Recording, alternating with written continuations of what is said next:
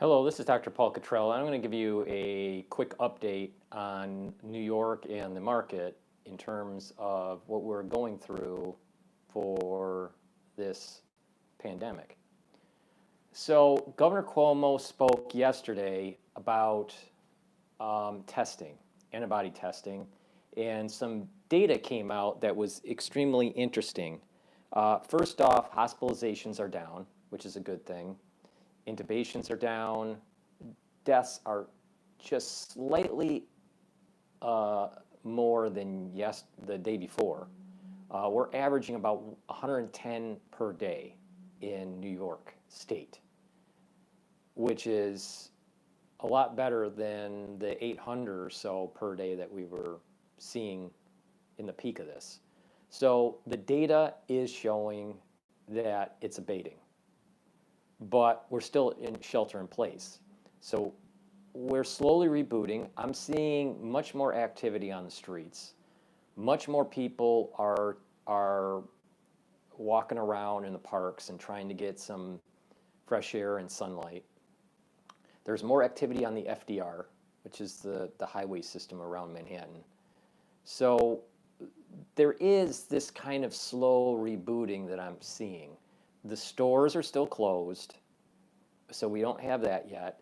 Many of the people that are in let's say the white-collar service sector, lawyers and accountants, they're still working at home. They're still telecommuting. So it's going to take a little while for the reboot. Now, in terms of their investigation of disparity of infection within New York State, specifically to New York City. The data that came out that Governor Cuomo released yesterday shows that there are many more people in lower socioeconomic areas getting infected. The average in New York City is 19.7, I think, percent. So roughly just under 20% that have been infected through antibody testing. All right. So they're testing for the antibody, and they determine that about 19% in the city have been infected. Now, when they look at, now that's the aggregate. Now, when they look at different boroughs, the Bronx has a lot more cases than the aggregate. And when they look at the demographic, blacks and Latinos have higher incidences of being infected compared to the rest of the boroughs. Bronx is the highest, and certain areas of Brooklyn. These are areas that are lower on the socioeconomic scale. So the question is why? He doesn't bring it up why. He does ask the question why, but he doesn't have an answer. And I think it has a lot to do with two things that have been mentioned on my channel, one by Cliff High and one by Dr. Mikovits. In terms of what Cliff says, and I agree with, these socioeconomic lower deprived areas have a tendency to have less vitamin C and less D3. And they're not taking K2 to couple it with D3. So their nutritional levels are lower than they should be. And they've been sheltered in place, so that brings it down even lower. It would be interesting to find out in that data the ones that do take supplementation versus the ones that don't, and see how it works. Now, so I highly recommend what Cliff is saying, what Cliff High is saying, is that you have to start boosting your immune system when you're getting out of shelter in place, because one, you've been sheltered in place and you don't have enough sunlight. So get that D3, couple it with D2. I take K2 with the MK7 version. with the D3 and vitamin C supplementation to help boost up your immune system. All right? So we have this disparity, socioeconomic disparity, that seems to be correlated with blacks and Latinos. Now, blacks and Latinos in higher socioeconomic areas actually have lower incidences. So it's not just ethnicity. It is a socioeconomic component to it. So if you couple those two together, you start to see higher incidences. So let's talk about what Mikovits said. Well, Mikovits was saying that the way the vaccines are manufactured, the lower income levels seem to have more of these problems with vaccines, with these XMRVs that she was talking about. And she had a PowerPoint slide that showed, and she was explaining how the black community is affected by this. So I highly recommend that you see that those 3 hours on my interview with Dr. Mikovits, because she's going in detail, and I wanted to let her tell her whole story with not interrupting her, because there's too many people out there that are interrupting people, and they don't want to hear the whole story. People can comment, but let the person paint their picture first. So the data for SARS-CoV-2 in New York City is showing that there are higher incidences for blacks and Latinos in social deprived areas such as the Bronx and certain regions of Brooklyn. And these are through antibody testing. Now, Northwell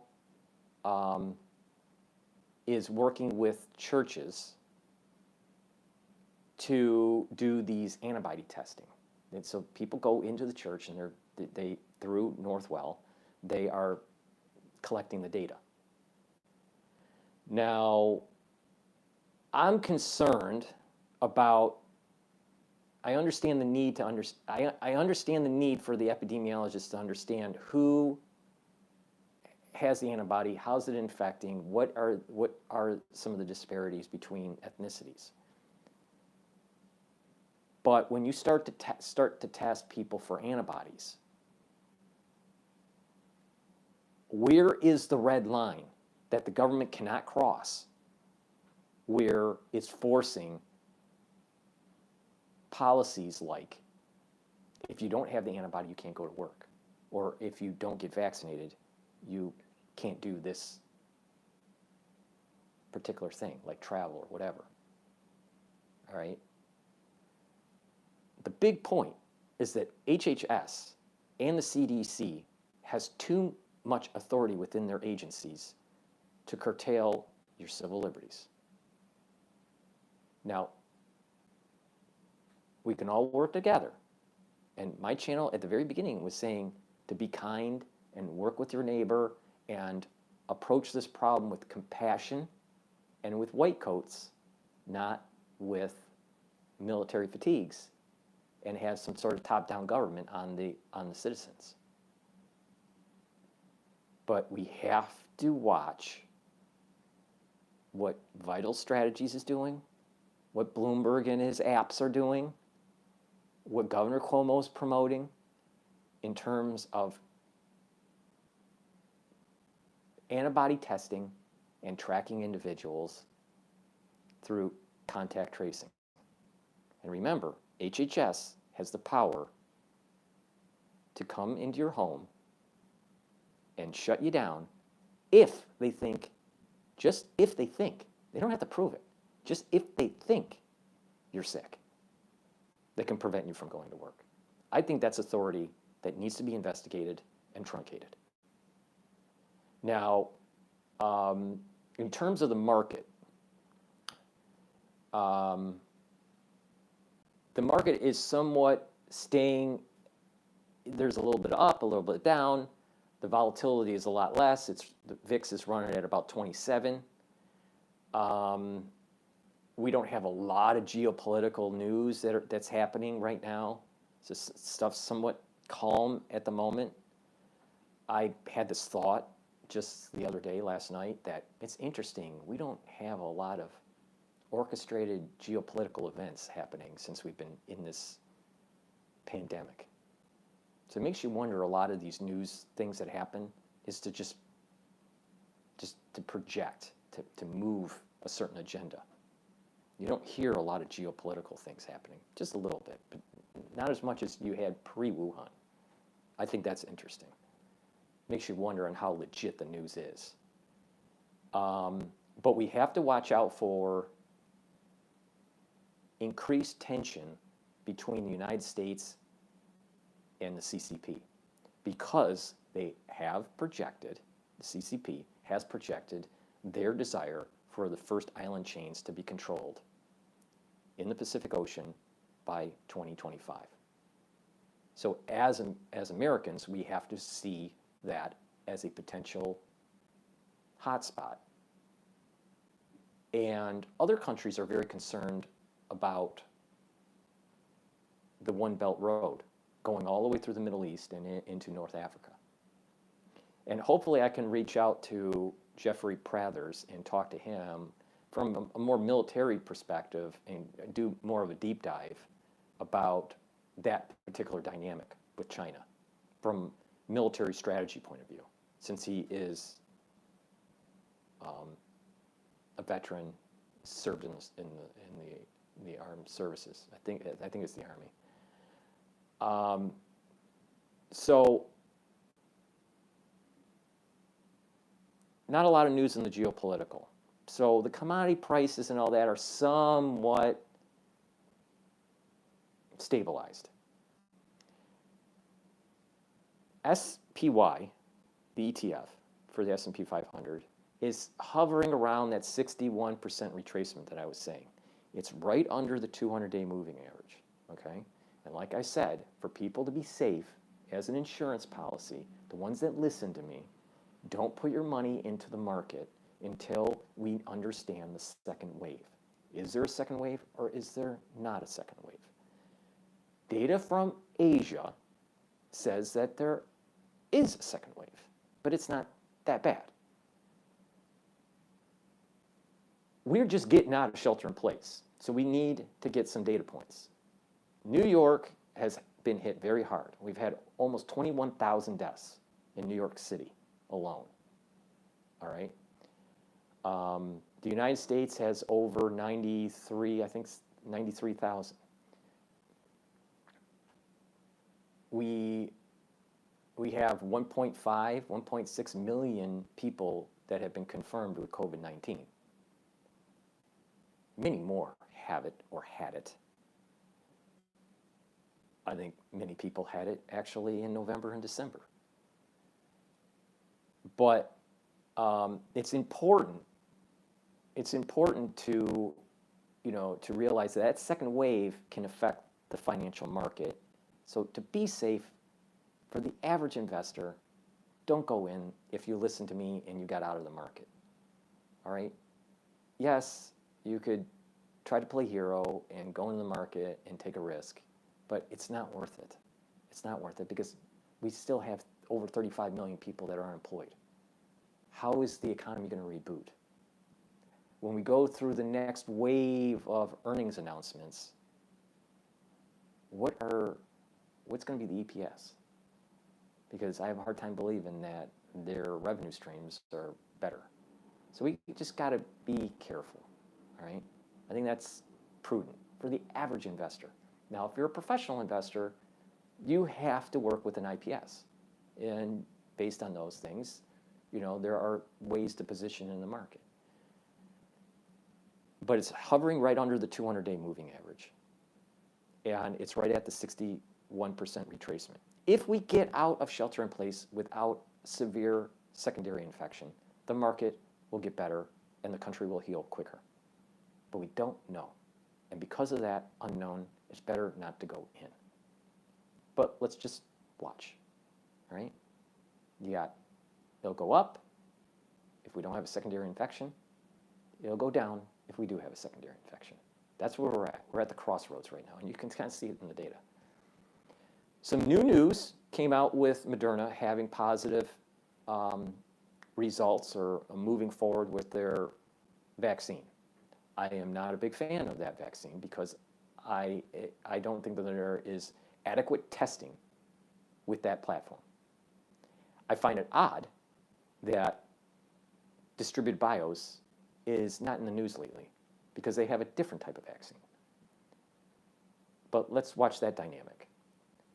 President Trump has told our country that he's prophylactically taking hydroxychloroquine. Interesting. And let's see, for the market, I don't think there's anything else in the market that is kind of related. There was a little bit of a rally because of the Moderna news. But again, we have to watch and see if there's a second wave or not.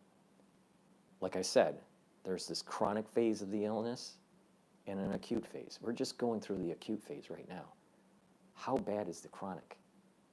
Does it flare up? How does it flare up? Does it go dormant? When does it pop up? These are research questions, all right, that need to be answered. Now, more and more people are getting upset with their governors, and people are protesting. That's a good thing. That's not a bad thing. That's what we're supposed to do as citizens.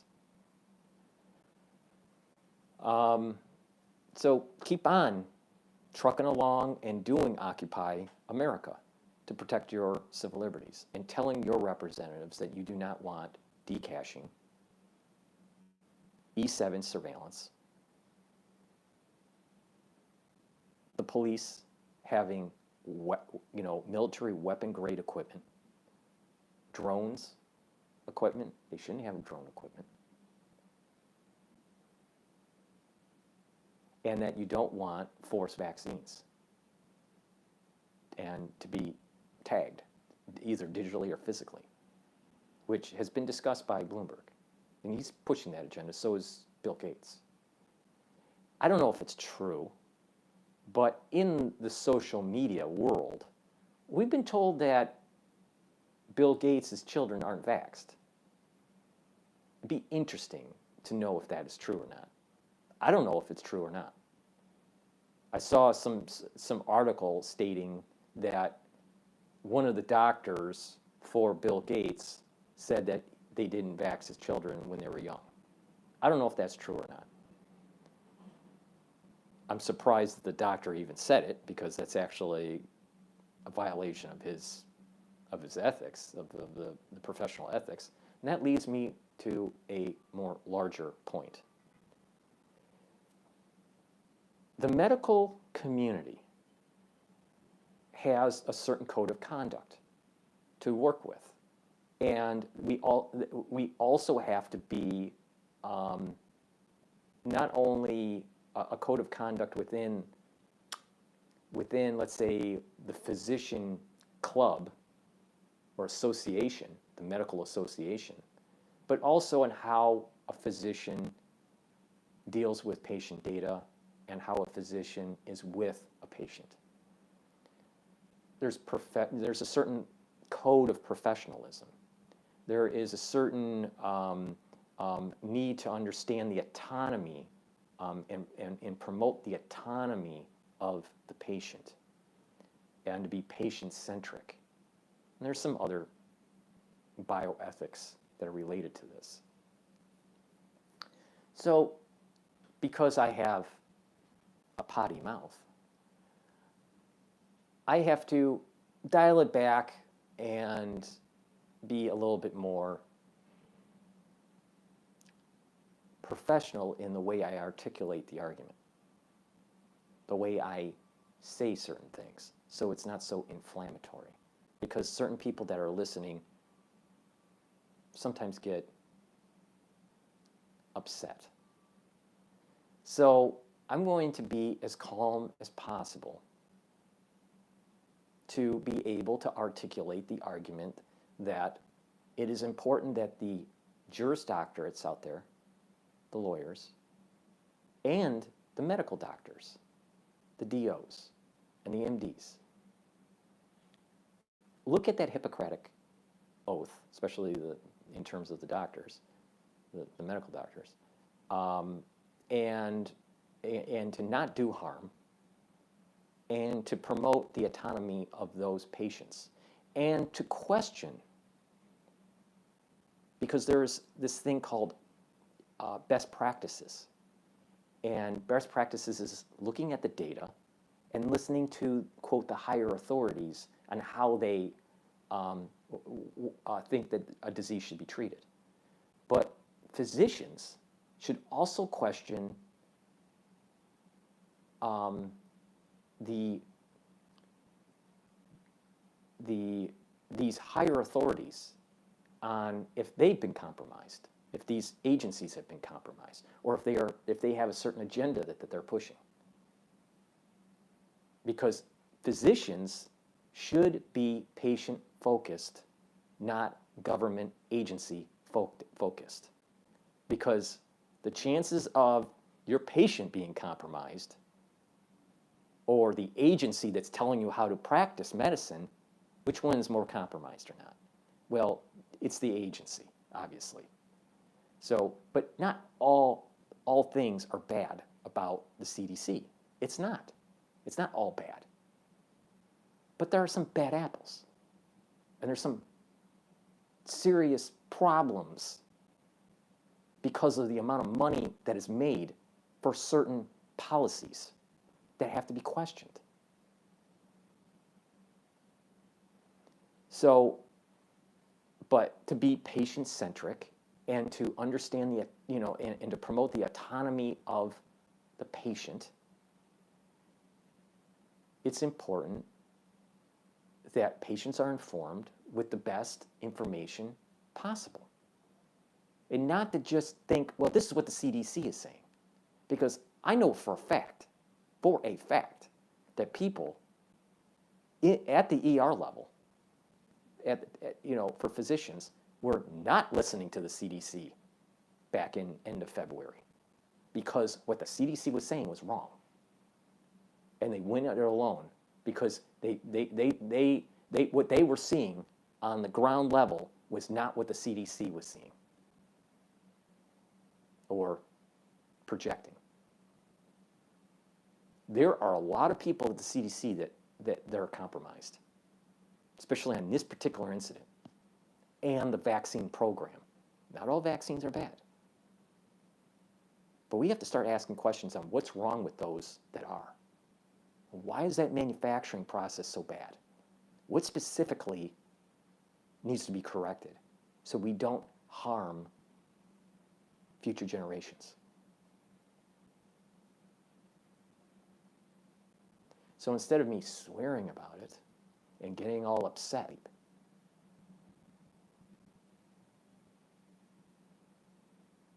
now,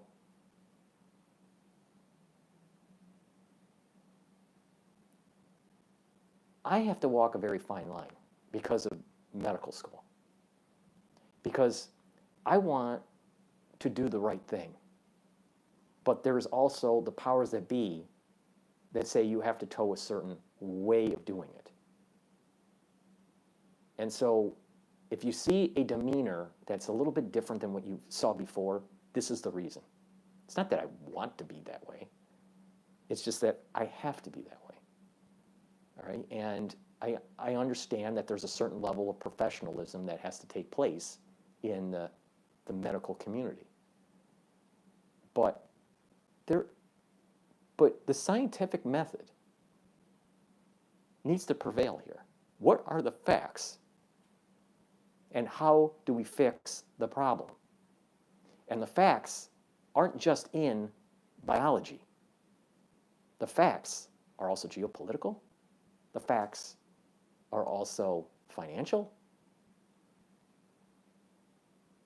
You gotta look at the whole mosaic to understand if the guidelines aren't compromised. So that's a little bit of an update of what's going on in New York with Governor Cuomo, a little bit about the market, and my concern about some of the protocols that were early on, especially early on with the CDC. There's part of it is because of incompetence, part of it's because of the fog of war, not understanding what was going on, and part of it was that people that are high up in government at the NIH level were part of a weapons program that got leaked out. And that's the fact.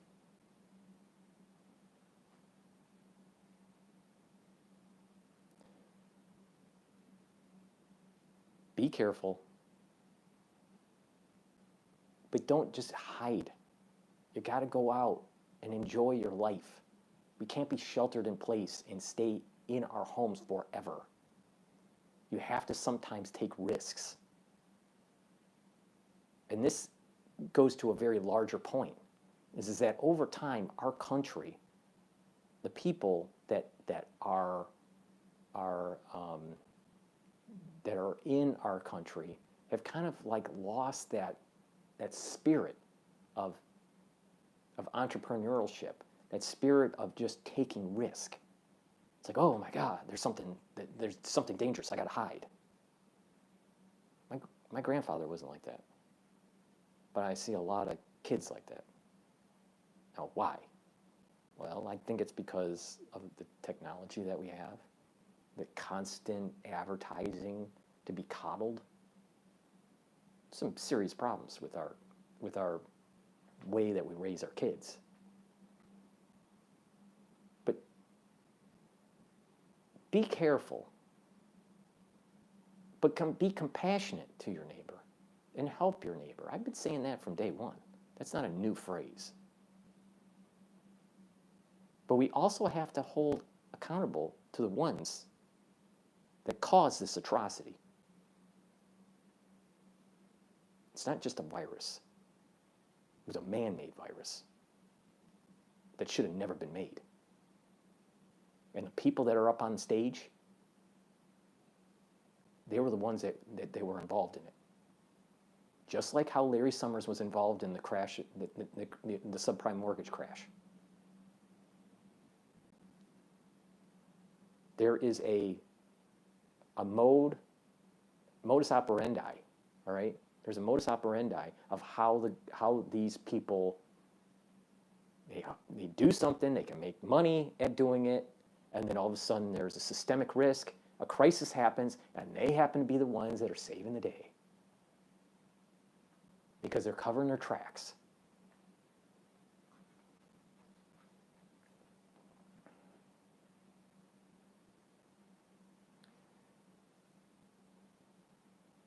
So once we get out of shelter in place, be careful, try to boost your immune system, get that exercise, think positive, and just move on with life.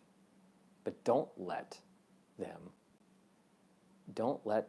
government erode your civil liberties, because they're gonna try. They're gonna try to do it. And unfortunately, I don't think enough people are awake. This is part of the reason why I swear all the time and get angry. To get people engaged. Because if we had citizenry that were engaged, we wouldn't be in this problem. We're in this problem not just because of Fauci, not because of the CCP and the Batwoman, Dr. Shi, not because of the incompetence of the CDC and Dr. Nancy Mesnier,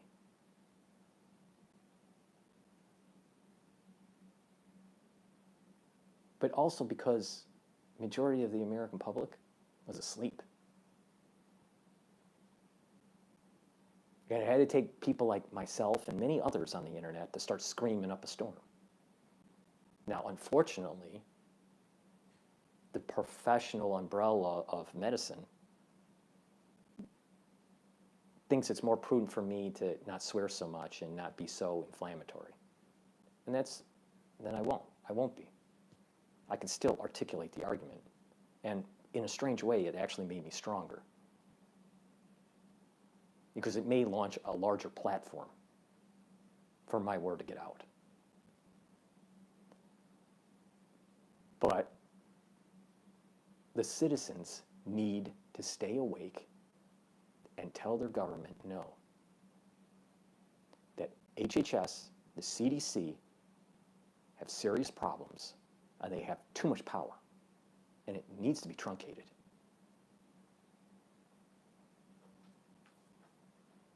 So, this is my calm demeanor so people don't get hurt. Their feelings don't get hurt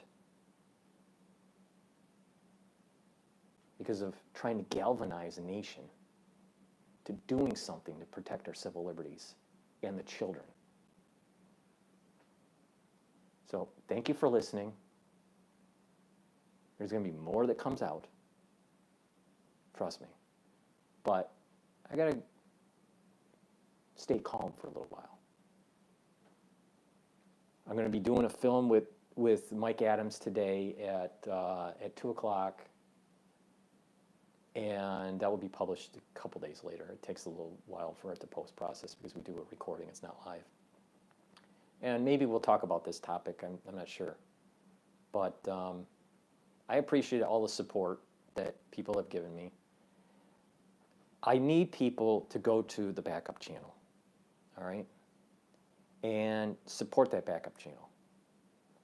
I am bringing down all the videos for a while.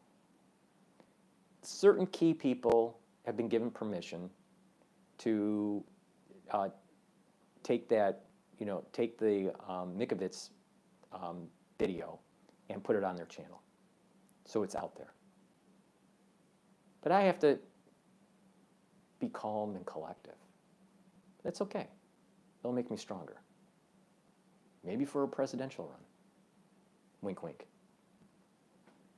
But we cannot let our civil liberties get eroded. And we can't let, quote, the experts tell us what to do, especially when the experts are compromised. Thank you for listening. Please join my Patreon, because I'm demonetized, as everyone knows. Join my Patreon. Go to my backup channel and sign up for that backup channel. It's Dr. Paul Cottrell on the backup. You can go to those videos, those older videos, and be able to go to my backup channel. Or the way YouTube is that you can't see if you just type Dr. Paul Cottrell. The way YouTube is working with their search engine for me, it doesn't show up. So you actually have to filter for channels. You can do that. You can filter for just channels, and then it'll pop up. Because they shadow banned me. Because I was getting 200,000 views a day. They didn't like that. They didn't like me saying certain things. Like, it was a bioweapon. Please go to that channel and subscribe. Join the Patreon. It'll help to make up the loss of the monetization loss that I had. And go to the store, my website. I have nano silver products that help with your health, your immune system. And those are published papers that prove it. And I sell C60. It's a product that I take as a very strong antioxidant, very, very good. I used to wear glasses all the time since I was 18 years old. I don't need glasses anymore, and I read more than ever. On my store, I have D3, vitamin C, and some other products that are through Boomer products. I'm going to have Bob on the show promoting the Boomer products. And then I haven't had time, but there's a whole line of skincare, health, skincare and different toothpastes, nail and lip care, that facial cleansing type stuff that will be released on my store. I've bought the products, but I haven't had time to build up the actual storefront for that product line. But that will be coming out. So please buy some of these things that will help with your immune system, your health. Because when you get out of shelter in place, you're going to need to have the proper nutrition to be able to have a fighting chance. It's just very commonsensical. If you have a suppressed immune system because of not working out enough, not getting enough sunlight, and all these things, then you'll have a tendency to get sicker. So it makes more sense to boost up your immune system. You don't have to be an MD to realize that. You just read Men's Health or Women's Health magazine and you know that. So, and that's the whole point, is to try to help people. But I have purchased a lot of product to be able to help people, and that helps me do the news coverage. So please help with that. I also have ebooks of my research that I've done. Some of it was during my pre-dissertation days. Some of it was during my dissertation days. Some of it was my postdoctoral stuff. And some of it was my writings when I was at Harvard, all right, for certain subjects, especially endocrinology and genomics. So if you're interested in those subjects, the ebooks aren't that expensive. They're only like $10, less than $10. So I created content, and I have created a store to help people, to inform them on some research, and to inform them and to help them with proper nutrition. Now, if you have specific ailments, specific issues, always consult your physician. That's commonsensical, right? That's just common sense. Now, I appreciate everybody's help with the donations and the Patreon and the ones that have purchased the products, but there's an awful lot that have not. And I have almost 45,000 people that are on this channel that haven't gone over and purchased certain things, or have not joined Patreon, or have not even subscribed to the new channel. I mean, I have just under 7,000 on the new channel, but I have almost 45,000 on this channel. That doesn't make any sense. But it'd be nice if people would transfer over, because YouTube doesn't like this channel for whatever reason. I wonder why. Maybe it's because I said on January 25th that, Houston, we have a problem, and they bioengineered this virus. But thank you for listening, and again, have a nice day.